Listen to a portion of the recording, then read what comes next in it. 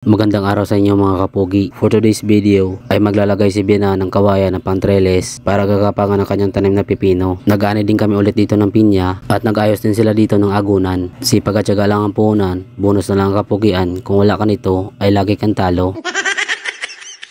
Sa video na ito, ipapakita ko sa inyo kung anong mga ginagawa ni Biana dito sa itaas ng bundok. At magkakameraman muna tayo dito sa kanya mga kapugi para hindi naman nakakasawa kung puro lang mukha ko ang iyong laging nakikita. Kumukuha pala siya dito ng kawayan ngayon para gagamitin gapangan ng kanyang tanim na pipino. Dito niya lang ito kinuha malapit sa kanyang taniman. Mayabong at gumagapang na kasi ang kanyang pipino dito mga kapugi. Pero hindi naman lahat kanya itong lalagyan. Yung mga malapit lang sa puno ng kahoy ng kanyang pinutulan. Para pag maglagay siya ng kawayan ay meron itong masasandalan. Para pag yumabong ito ay maganda na din tingnan. Araw-araw itong umakyat si Biana sa bundok mga kapugi para asikasuhin dito ang kanyang taniman. Pag wala siyang ginagawa, ito lang talaga ang kanyang libangan. Hindi na siya nagdilig dito dahil kahapon ay umulan na naman at basa pa ang lupa, kaya paglagay ng gapangan ng tanim ang kanya lang ginagawa dito. Kahit ganito lang ang buhay namin dito sa bundok ay masaya na kami dito at kontento. Hindi man ito marangyang pamumuhay, mapayapa naman itong aming buhay. At may nakita dito si Biana na bunga ng kalabasa at bumaba siya dito kung may masisili pa siyang mga bunga. At mayroon siya nakitang bunga dito na malapit ng pitasin at sabi niya pwede na itong kunin sa sunod na araw. At nagtimpla siya dito ng pesticide dito sa kanyang maliit na sprayer. Yung malinis lang na tubig ang kanyang inilagay dito dahil kapag tubig ulan ang ginagamit niya na galing doon na nakasalod sa bubong ay marami ng mga duming nakahalo at baka yun pa maging sanhi ng pagkabara ng butas ng kanyang sprayer. Inisprayan niya dito ang kanyang kalabasa dahil marami itong langgam at iba pang mga peste na sumisira sa mga dahon nito, pero hindi niya naman ito inisprayan lahat. Doon lang siya nag-spray sa area na maraming insekto. Pagkatapos niyang mag-spray ng kanyang kalabasa ay nag-ani naman kami ulit dito ng pinya. Tinulungan ko lang siya dito mag-ipon ng kanyang mga nakuha at yung mga suyo na kung tawagin namin dito ay amin lang itong iniipon para itanim namin ulit ito kung mayroong bakante na. Kapag pumipitas dito si Biana ng pinya ay isinasama niya itong tangkay para kahit i-stack mo ito ay matagal itong masira. At nung nabitawan ko ito ay bigla naman itong namutla. Sa pagpulot ko ay natanggal itong nakadikit na tangkay. Sabi ni Bianan ay wag na namin itong ibinta, dali na lang daw namin ito sa bahay para gawin naming pampulutan.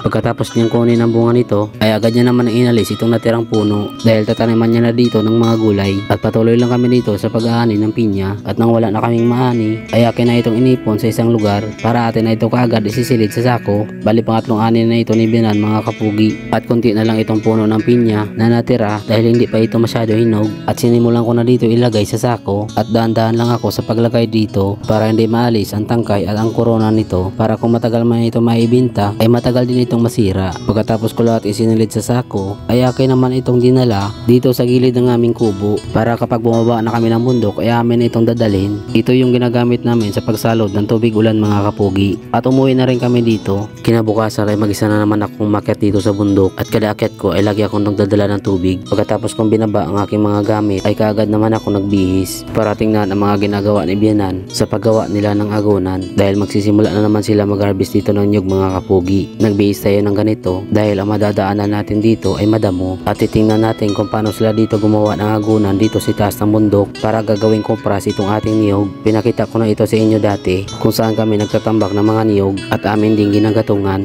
at may nadaanan pa tayo dito ligaw na pinya. Dito sa area na aking nilalakaran ay ito yung aming dinadaanan at dito sa aking kinakatayuan dito kami nagpapagulong ng niyog. Pagdating ko dito ay wala akong may namutang tao. Iniisip ko baka hindi pa sila tapos sa pagkuha ng kawayan. Maya't maya ay dumating sila Bianan at may pinapasan pa sa ditong kawayan. Sumunod naman itong bayaw kong may bitbit ng kahoy. Gagamitin nila itong haligi sa gagawin nilang bubong at ang gagamitin nilang bubong dito ay ang trapal at ito yung agunan na lagi nilang sinasalangan ng niyog. Yung mga kawayan ng mga marupok na ay pinapilitan nila ito ng bago tapos ay iniimbak na lang muna nila yung mga sobrang kawayan na kanilang dala para gagamitin nila itong pangreserba dahil sigurado itong mga kawayan na tuyo na at ginagamit pa nila sigurado ay isang salangan lang ito ng niyog at papalitan na at inaayos na rin nila dito ang papatungan ng trapal para sa gagawin nilang bubong tapos yung ibang kahoy na kanilang gagamiting panghaligi ay napakabigat.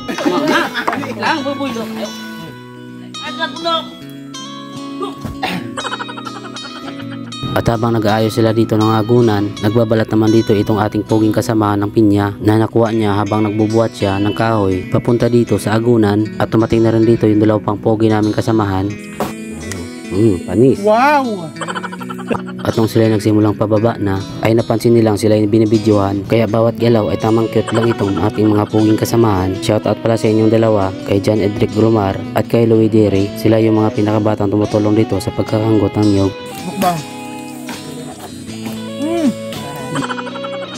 At nung natapos na sila dito sa pag-ayos ng agunan, ay kanya-kanya naman sila dito na sipag-alisan dahil pupunta sila doon sa ating kubo para magpahinga. Kung iniisip nyo ay kasama ako sa pagkanggot ng nyug ay hindi po. Ibibideo lang po natin sila kung ano ang ginagawa nila dito sa taas ng bundok, pero baka may araw din siguro na baka tutulong ako sa pagbubunot ng nyug dahil kung tutuusin ay kulang po talaga sila, kaso yung iba hindi na talaga sumali at kasama na po ako doon. Sobrang napakahirap po talaga ang pagkanggot ng nyug dito sa taas ng bundok, kahit pilitin mo pa ng iyong isipan pero ang iyong katawan ay sumusuko na. Nahawa nga ako dito kay Benan, sabi ko ay wag na siyang sumama dahil sobrang napakahirap talaga at sinabi ko ay samahan niya na lang ako sa pagbablog pero ayaw niya talaga. At bago sila dito umuwi ay tiningnan muna nila dito ang aking ginawang lutuan, kaya hanggang dito na lang muna ang aking video mga kapugi.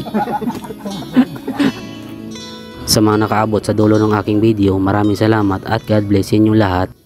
Shoutout pala kay Johans from Israel, kay Edgar Reyes from Malolos, Bulacan, kay Raymond Galoy from Allen Norden, Samar, kay Zyfred Inting from Riverside, Kulambugan, Lanao del Norte, kay Reyno Adonis from Saudi Arabia, kay Kim D. Abalos from Quezon City, kay John Robonkin from Puerto Galera, Oriental Mindoro, kay Edie Bangate from Caloocan City, kay Celestina Aquino, kay Jana Vlog, kay Kisas Midamanta from Manila, kay Arthur Barboza Soriano from Sablayan Occidental, Mindoro, kay Prince Kodiamat Legaspi from Cabanatuan City, Nueva Ecija, kay Liza S. F. Viana watching from Greenland, kay Tanchico Joshua watching in supporter from Japan, kay Rosemary Villanueva Guarnes at sa Guarnes Villanueva family dito sa Bicol watching from Dammam, Saudi Arabia, kay Victoria Gonzalez watching from Maryland, USA.